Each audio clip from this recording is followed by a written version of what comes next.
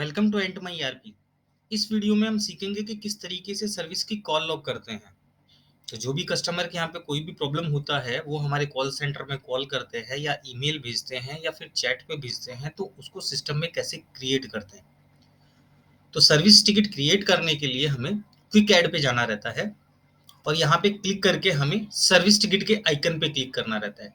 जैसे ही service ticket के icon पे मैं क्लिक करता हूँ, मेरा सर्विस का फॉर्म ओपन होगा।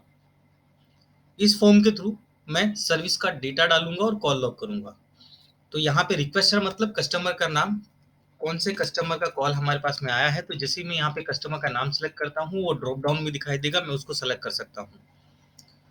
जैसे ही कस्टमर का नाम यहाँ पे सेलेक्ट करता हूँ, उसकी मेन ब्रांच में जितने डिवाइस हमारे कॉन्ट्रैक्ट में है वो दिखाई देगा। अगर मेरे को ब्रांच चेंज करना है, कस्टमर ने बोला मेरा मेन ब्रांच में नहीं है, दहीसर ब्रांच का कॉल लॉग करना है, तो दहीसर सेलेक्ट करूंगा तो दहीसर ब्रांच में जितनी डिवाइस होगी वो डिवाइस मेरे को यहाँ पे दिखाई देगी।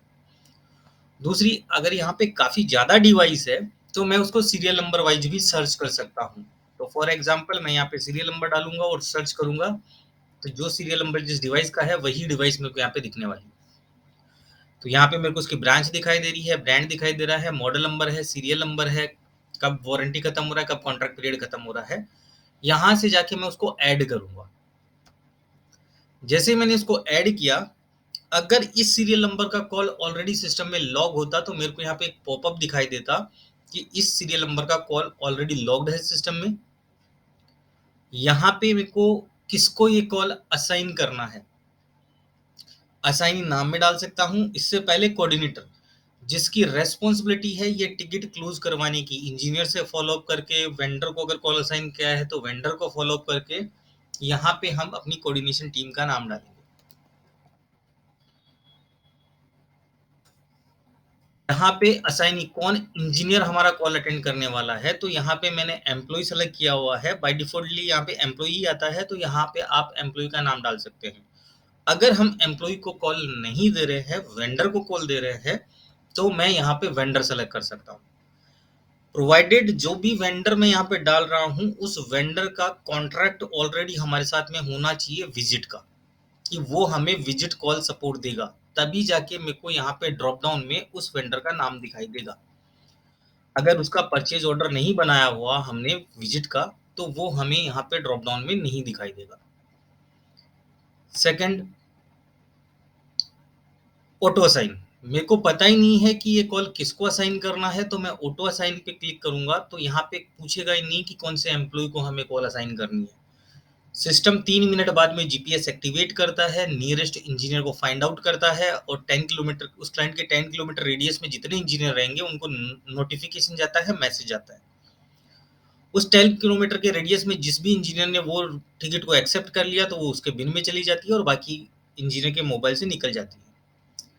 अगर 10 किलोमीटर के रेडियस में भी किसी ने एक्सेप्ट नहीं किया तो 3 मिनट बाद में वापस से 25 किलोमीटर रेडियस पे वो फाइंड आउट करता है और नोटिफिकेशन एंड मैसेज भेजता है।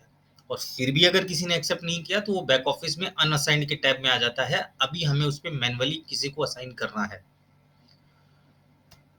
अगर किसी रीजन से कस्टमर को कॉल असाइन करना है, फॉर एग्जांपल कस्टमर ने कॉल लॉग करवाया और कस्टमर ने बोला 5 दिन बाद में आना जब मैं आपको कंफर्मेशन दूं, तो हम क्लाइंट के नाम पे भी ये टिकट डाल सकते हैं ताकि हमारा एसएलए ब्रीच ना हो।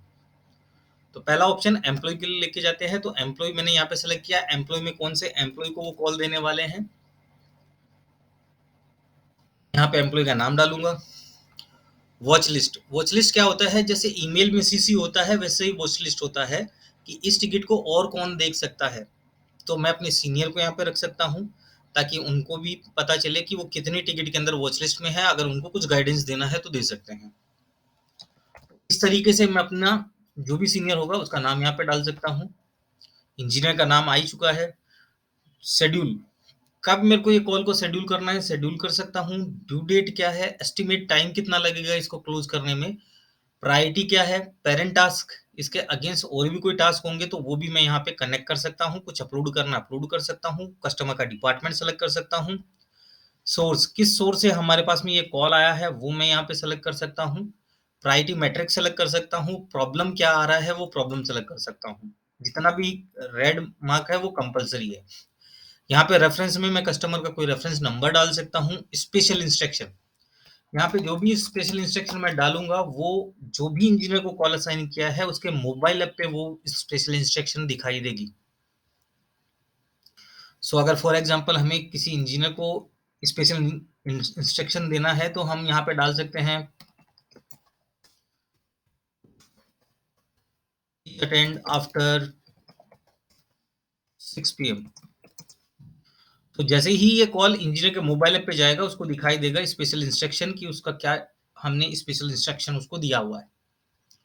यहाँ पे request email ID, mobile number, landline number automatically हमारे डेटाबेस से पिकअप करता है। यहाँ पे रिपोर्टिंग टैग, अगर मास्टर में हमने सर्विस के अंडर कोई रिपोर्टिंग टैग डाला हुआ है, तो वो हम यहाँ पे सेलेक्ट कर सकते हैं, ताकि इन फ्यूचर अगर हमें उस टैग के से रिपोर्ट निकालना है तो निकाल सकते हैं।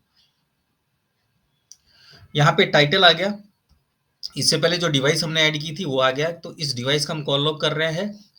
टाइटल के अलावा भी अगर कस्टमर को हमें और भी कुछ मैसेज देना है, तो हम यहाँ पे डाल सकते हैं। तो स्पेशल इंस्ट्रक्शन और मैसेज दोनों इंजीनियर के मोबाइल ऐप पे दिखते हैं। जैसे मैं इसको सेव करूंगा, ये मेरा सर्विस का कॉल लॉग हो गया। तो इस तरीके से मैं अपनी सर्विस का कॉल लॉग कर सकता हूँ, इंजीनियर को कॉल असाइन कर सकता हूँ। तो जैसे ही मैंने सेव किया, ये मेरा एक टिकट नंबर आ गया। जो टिकट नंबर मेरा जनरेट हुआ है, उसको मैं ओपन सर्विस में जाके देख सकता हूँ कि आज के डेट पे हमारी ऑर्गेनाइजेशन में कितने केस पेंडिंग स्टेज पे है। तो जो अभी मैंने कॉल लॉग किया था, वो यहाँ पे दिखाई दे रहा है। कस्टमर का नाम दिखाई दे रहा है, सीरियल नंबर दिखाई दे रहा है, प्रॉब्लम दिखाई दे रहा है, किसको असाइन किया है वो दिखाई दे रहा है। तो इस तरीके से आप सर्विस की कॉल लॉग कर सकते हैं। Thank you.